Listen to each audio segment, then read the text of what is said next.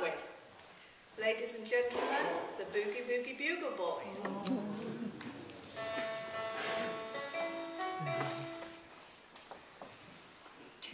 He was a famous trumpet man from Chicago way. He had a boogie style that no one else could play. He was the top man at his craft. But then his number came up and he was gone with a draft. He's in the army now, a blowing reveille. He's a Boogie Woogie Bugle Boy of Company B.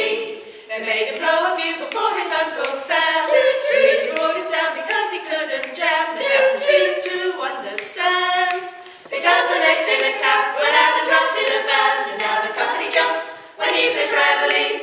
He's a Boogie Woogie Bugle Boy of Company B. A toot, a toot, a tootly and toot. He blows it into the bar. The boogie rhythm, he can't blow a note unless the bass and guitar is playing with him. He makes the company jump when he plays reveille. He's a Boogie Woogie Bugle Boy of Company B. He was so Boogie Woogie Bugle Boy of Company B. And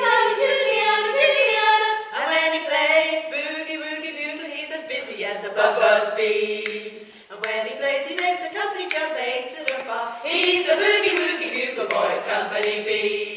A toot, a toot, a tootly and a toot. He blows it into the bar. The boogie rhythm, he can't blow a note unless the bass and guitar is playing with him. He makes the company jump when he plays reveille. He's a Boogie Woogie Bugle Boy of Company B.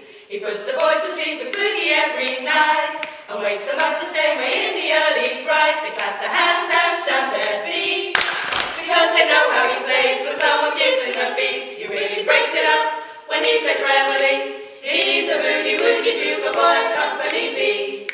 Da da da da da da da da da da da da da da. And the company jumps when he plays reveille. He's a Boogie Woogie Bugle Boy of Company B.